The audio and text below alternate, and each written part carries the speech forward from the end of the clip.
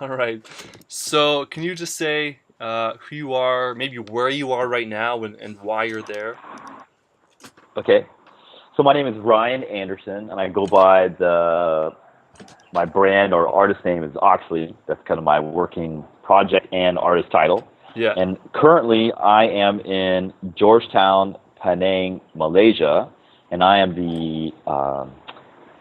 I or Oxley is the artist in residence for a project here called My Georgetown. And I can get into that later. But it's what I do basically is I travel the world and I shoot short documentary films.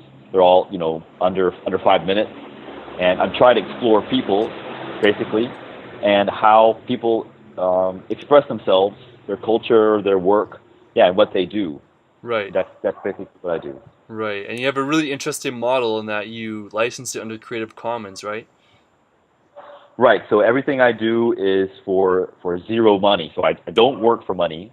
I take donations. People will give me places to stay.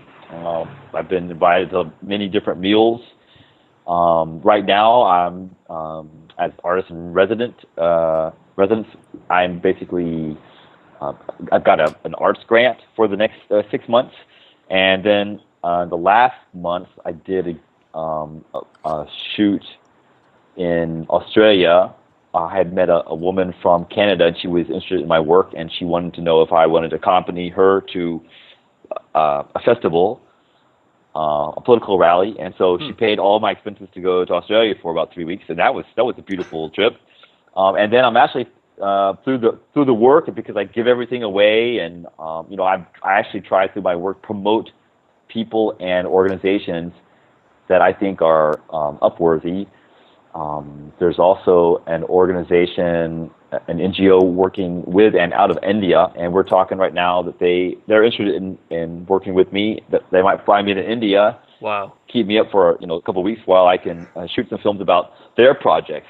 So yeah, it's turned out to be a great, if you want to call it a business model, you could call it that. But really, it's all about I'm just trying to give something back. Right. And the times that nobody invites me, then I just pay with my old savings or something like that. Yeah. Yeah. Yeah. It's an amazing story, really. And can you say how you got into making documentary films? Have you always been doing this?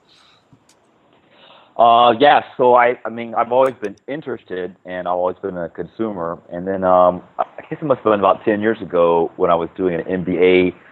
Then we had a project, and it resulted in a small company.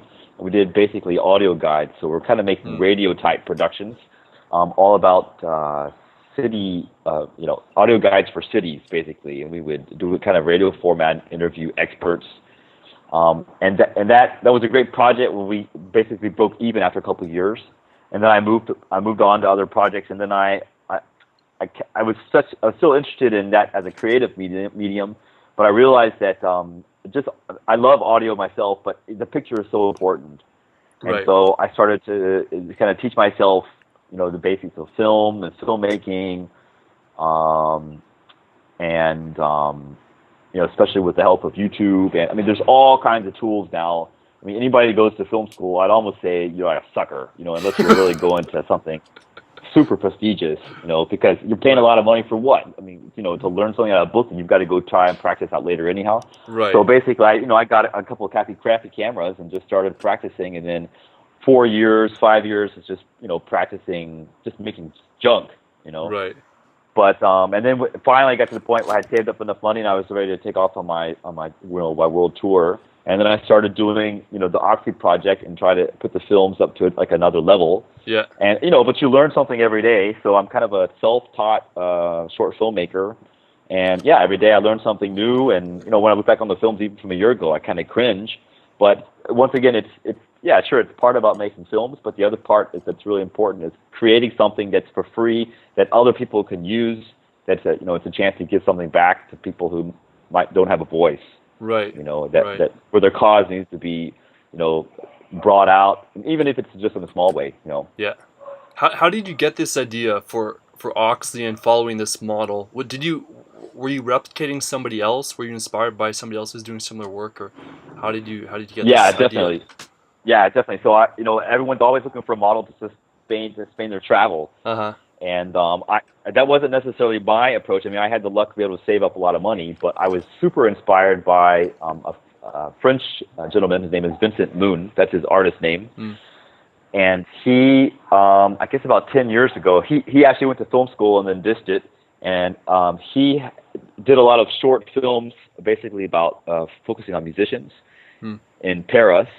And then after about 5 years of that, I mean, actually, he had a lot of really famous films. I mean, if you check his stuff out, he did like Arcade Fire. He did the one cool. where they're all crowded in an elevator. I don't know if you've seen that. Yeah, I've seen one. it. Yeah, it's awesome. That's one of his more famous ones that kind of really went viral. But that's kind of his style. And he started then traveling the world and doing his stuff under the same thing. He would release everything from Creative Commons, and then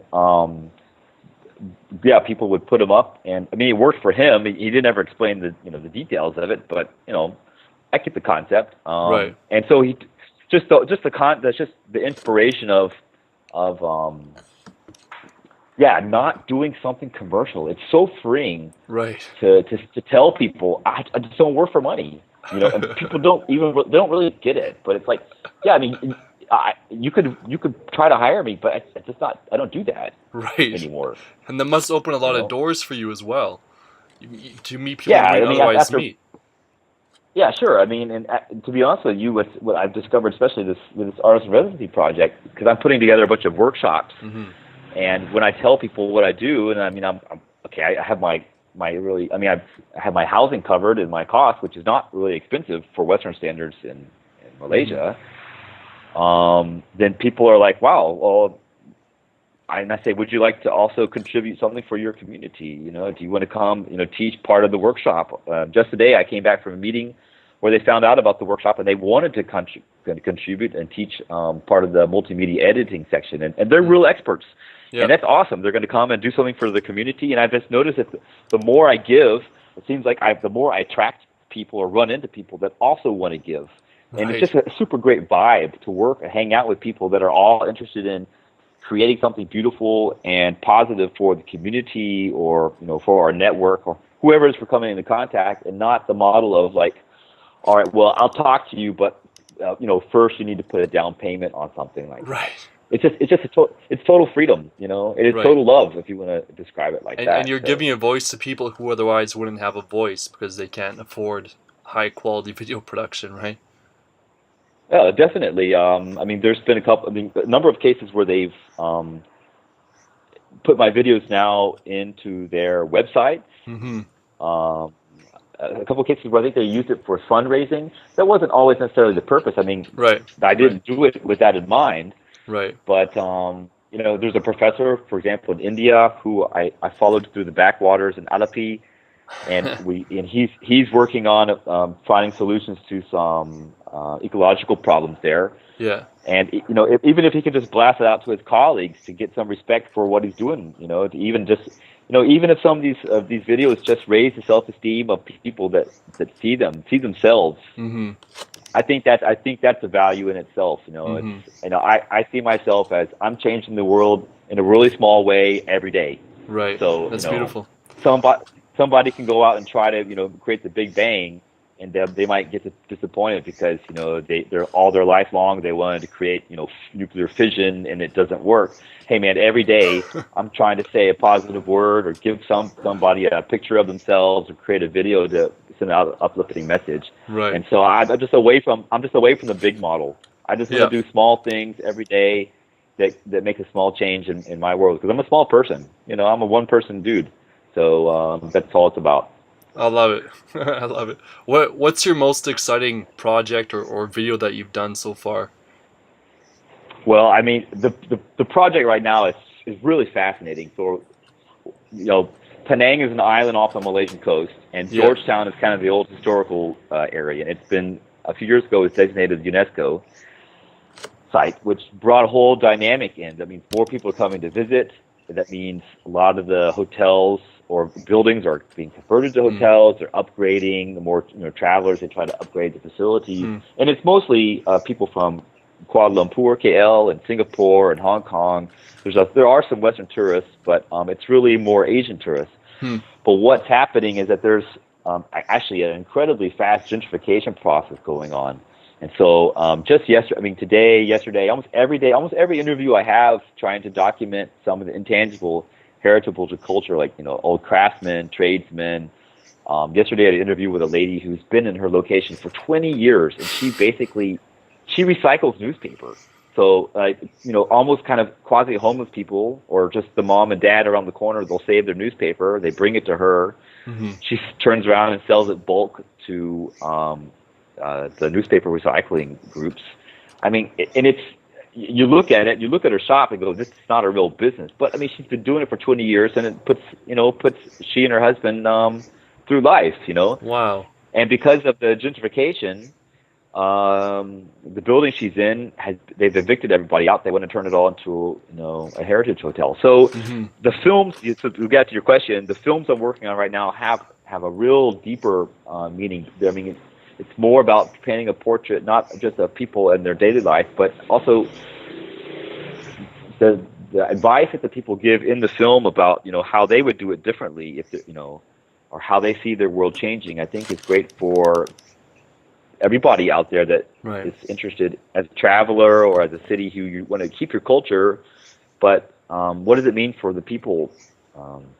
So Right. yeah, so I don't know how we're gonna how this film is gonna end up being. I mean, I'm making short films, but I'll have so much material. I'll probably spend some time and create like a real, you know, like a 30-minute something portrait of the gentrification that's going on, as a message for policymakers, for the city themselves, who Mm-hmm. probably people don't always really know what's going on, and for other cities who say, man, we don't want this to happen. But Mm-hmm.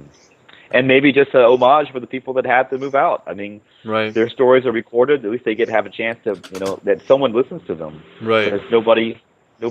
I mean, who cares really? It must be very therapeutic in a way for the people who you're interacting with, for them to see how much you care about them as an outsider and their story. Yeah, I mean, for a few minutes. I mean, of course. I mean, sometimes they ask you, you know, can you help me? Of course, And yeah. Yeah.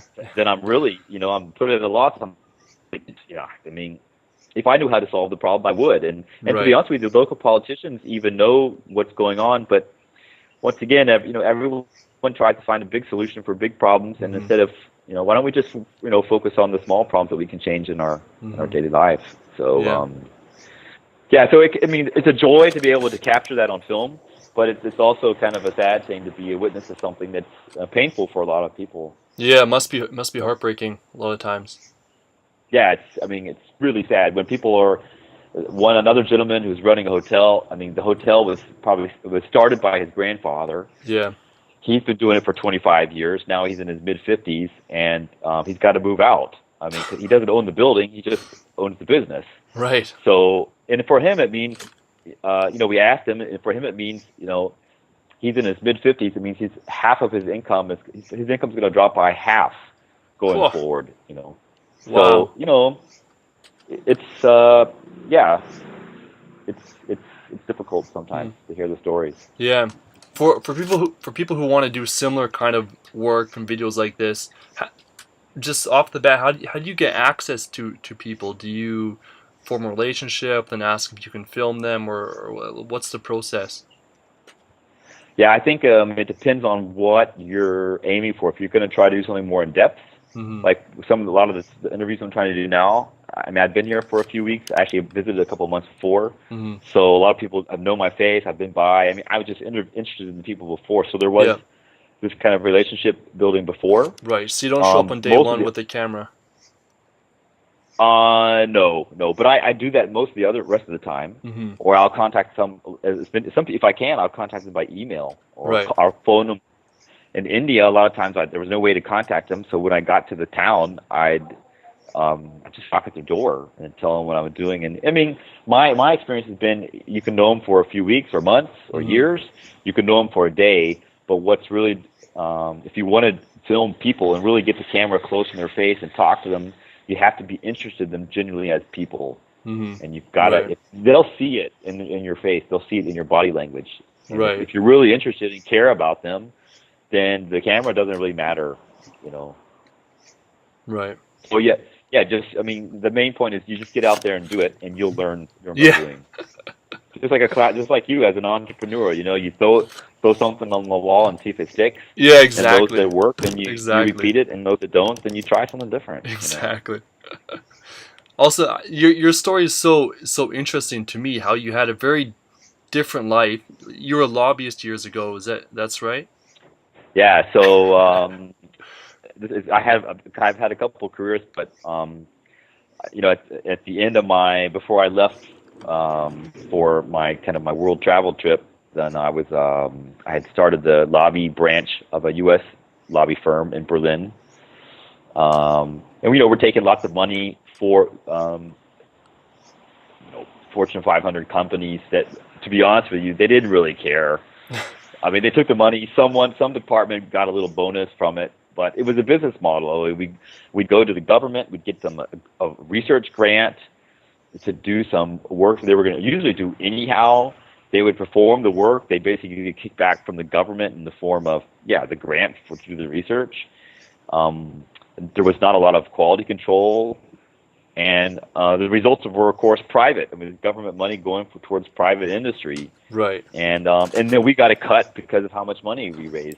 And Right. that's not why I got into politics in the first place. I was always interested in people and helping people. Right. That's why I studied political science, and that's why I worked in the German parliament. And Mm-hmm. then, hey Joe, uh, uh, and that's why I worked in the parliament. And then, when you start to get those first couple jobs, and they start to dangle lots of gold carrots in front of your nose, it's really easy to go. Yeah, I mean, it's easy to take off in that direction. And then I think the hard part is then to be honest with yourself and say, is this who I am? Is this what I want? And if that's who you are, all right. I'm not Right. judging anybody, Right. but it wasn't who I was, and I didn't like myself. I didn't like what I was doing, Right. and I didn't enjoy my time. And I decided I better jump out, pull the parachute. Something different. Yeah, I love that about your story. There's a lot of courage in it. I mean, it's not an easy decision to make. It's pretty Yeah, but I amazing think to me. what's the alternative? What's Yeah, the alternative? exactly, exactly. Is that people stay in their life, whatever it is, their partner or their apartment or whatever, they stay in their life for years. Right. And I've really have adopted, once again. I mean, it probably comes from my MBA and entrepreneurial experiences that learn to fail, learn to embrace failure, and fail fast. Yeah. You get in there, try it. If it doesn't work, I mean, if the film doesn't work for me and I burn through my cash, then all right, then I go back to work. I mean, it's not like I have lost anything. Right. I go back to the crappy old life I had before. It's not like I'm But gonna have to you go have the back big and picture in mind. yeah, I mean, Yeah. you gotta take a chance. In my experience, all the chances I've taken, they've always led to somewhere positive. I mean, Right. if you want to, you can always learn from experience, and you can use that towards something going forward. Right. That's the tragedy. Is most people have bad experiences, be it in love or life or work, Mm-hmm. and they just are sour and angry about it. And Mm-hmm. instead of taking that as something positive, the Dalai Lama says, be thankful for your enemies, because you really don't Right. have a whole lot in life. Right. That gives you a chance to improve on yourself and go forward. So Right. Fantastic. that's how I try to see it, and it helps me see the positive on every day, which Yeah. makes me a much happier person. So. That's brilliant. That's brilliant, Ryan. Can we talk a little bit more about your travels? You've been to some really interesting places. Like you've been to recently. You were in Iran, right? Was that last year? Yeah, that was last late fall. Right. And you did a bicycle trip, Right. to So when say I the can, least. I always take my bike when I can, because I Yeah. think you just get closer to the people. Right. So I cycle from Tehran, basically down the western edge of the desert, all the way to the coast of Bandar Abbas. Mm-hmm. And I mean, it was totally different than the general picture we have through Western media. And I mean, I was taken in. People would just come up to me on the street and ask me, "Hey, come eat dinner with us." I mean, they of course they see that you're a white person Yeah. or a Western, and I've never met any group of people that are more, warm-hearted than the Iranians. They set a whole new Wow. bar. I mean, the Indians were great. Everyone's great, but the Iranians were really and people really would meet you during the day, and then they would take off of work to show you around town. It really happens. It's a true That's story. incredible. Like halfway through the day, the guy goes, "Hey, I need to go to work." So I'm like, "What do you mean?" I mean, it's like, "Yeah, I just wanted to show you around the town a little bit." And then he takes off to work like at 11 or 12. But he said, we'll meet back here at 4:30, and then we go to here and take you for dinner or something like that. Wow. That's just how the people are. They're just part of it is just in part of their culture to support the travelers. Yeah. And part of it is the hospitality of the Muslim faith. Right. And I think part of it is that Iran's been so isolated for so many years that they're just dying to have to meet somebody and they see what the world is like on the outside. Right. So I can definitely, don't be worried. It's probably the safest place I've ever gone to. Wow. And I camped out in the desert on the side of the road every night. Never had a bad experience. In fact, the people there were more worried about me. I mean, I remember one day I was on the edge of the desert, and these cops pulled in behind me, and they were worried about me. They gave me water, and then they gave me a police escort for like 35 kilometers into the next town. Then they took me to the police there, and they arranged for me a place to stay. So I mean, it's like it's beyond belief. Wow. Go to Iran. It's a wonderful place. Wow, that's fantastic. Wonderful people. I love that story. Wonderful. What would you say to people who are scared of going to places like Iran because of what they've heard in the news? Iran has a poor reputation in the media, unfortunately, and a lot of people are scared to go because of that. And there's a lot of countries like that. Colombia, I've been to Colombia many times, and it has a bad reputation, but I love it. So what would you say to people who are scared about going to countries like these?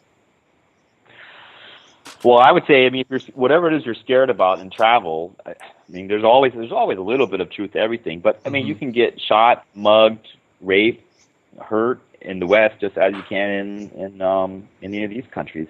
I think as a traveler, you got to be smart. Right. You don't wear your expensive watches, and you don't advertise, and you have to kind of.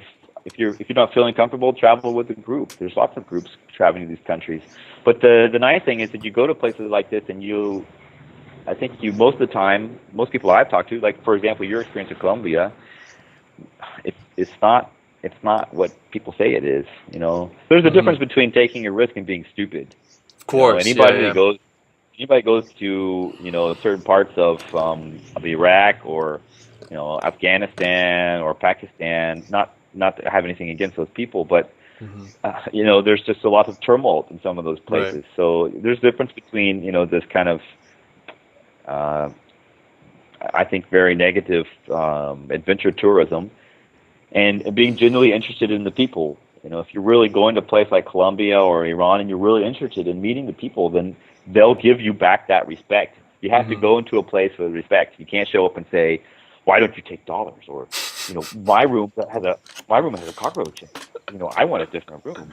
Right. If you're going to travel to places that are a little off the grid, then you got to be prepared to take a little bit of lumps in your coffee there. So, but the reward I think is so much greater. That's why I like to go to places that no one else goes, because you get to see something. You get to experience people. You're in Bali, and it's a beautiful place to go, but there's not a lot of interaction, my experience, between the people because they've been so saturated with Western tourists. Right. There's not a lot of curiosity anymore. No, there's not. They can ask anybody, And so if you go to a place like Iran, where they're so thirsty, even in outsiders. India, they're so thirsty to have experience and to know who you are personally. They tell me they want to know about your life. They're really genuinely interested. Yeah. It's such a pleasure, and it's such a pleasure to meet a person just on a human to human level. Right. Where people are curious.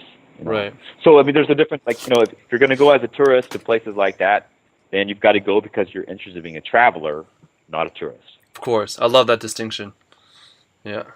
So Ryan, you have India. India is super. I think India is my favorite place on the world because really, India is just different. They think different, and I think that's wonderful. It's beautiful. I learned so much from them. Nepal is gorgeous. Unfortunately a lot of destruction. Right. So it's probably more on the way right now, but it's a gorgeous country. The people are lovely. Iran is fabulous. I had a great time in Aceh province in Sumatra. I can really recommend going there. Wow. That's another area of the world where people say, "Oh, it's Muslim dominated." Yeah, but the people are, they're just like everybody else. They have a religion, they have something that keeps them going, they have a faith. Be respectful of that, and they're interested in learning about your faith as well if you have a different faith. So those are three places I think are interesting. But I'd also challenge people, especially in the West. I mean, if you're living in some place like in Germany or wherever it is, or New York City, there's always something to explore. And I had a great time last summer in the Netherlands. Going to more traditional kind of festivals. I found a cheese tasting, it's a private cheese tasting competition, really, and I got to go because I was asking about it. But even at the, afterwards they have a big festival at their marketplace, and there's really basically no outside tourists there. Why? Because we're all just people just follow the market. Right. I mean, they're going look at the Lonely Planet, and the Lonely Planet says it doesn't go there, so you don't even think about it. Right. So and how did you find it? Well, I mean, I knew that there was cheese markets, so there's got to be cheese tasting or something got to organize it. So I, went on the internet and researched and called around, kind of created my own travel guide, So I mean, you can go off the grid in a lot of different places if you're willing to put in the work. Right. Yeah, it's the difference in being a traveler who's foraging a place. That's why I call my Oxley project, it's for the modern explorer. So you could explore even the Netherlands, which is totally saturated as a touristic goal, a destination. But you can explore that new if you really think about it in a modern way. But if you're just going to be a tourist and follow the Lonely Planet, that's fine. That's just not who I am. That's not what I'm interested in. Right. Are there any destinations that you're going to be in Malaysia now for the next 6 months in Georgetown? Are there any destinations after that you're excited about? Yeah, I'm kind of salivating at two possibilities because I don't like to fly. Not that I hate to fly. I just think you don't experience anything. Right. So I want to get the bike oiled up, chained up, ready again. I think I'm gonna either go two directions. Either I'll cycle, like starting in October, I'll cycle north up through Burma. Yeah. And then up, they've opened up the Indian border, so I go all the way up into the Sikkim, the Indian province. Wow. And then come back down to Bangladesh. Because I'd really like to go to Bangladesh. And I'd like to go overland, but you can't go straight from Burma to Bangladesh. You have to go a little bit through India. So that's probably 3,000 kilometers. Yeah, that's not that bad. It's like a month. That's exciting. It's a little bit every day. Yeah. It's flat. That's flat, yeah. Or I'd like to skip from here maybe back to Sumatra and then go start where I left off. And then basically, Indonesia is like this kind of half crescent. And it's super long, goes from east to west. And I'd like to go all the way through Indonesia and experience the incredible diversity of cultures that exist in Indonesia, to get all the way out to the west where people are still, barely discovered human beings still, on that side. So, yeah, I have a lot of great possibilities, but it's hard. I'll probably make it a spontaneous decision. Yeah. I'm excited to see what happens. Where can people find out more about you? So you can find out more about the Oxley Project at the www at OXLAEY. So it's a little bit unusual spelling. OXLAEY.com. And if you go there, it's all linked up to all my YouTube videos, or my videos are there through YouTube and Vimeo. And then if you want to find out more about the current project, then go to Facebook and type in all one word, My Georgetown, and you'll find the site that I'm curating for this project and more about the Georgetown culture. And we'll start putting up the videos there in a few months when they're ready for they have a big festival here, the Georgetown Festival. They'll be premiered there at the film festival, and that's where you can find out more. That's sweet. Thank you so much, Ryan. It's been a pleasure. Thanks, man. Thanks, Zach.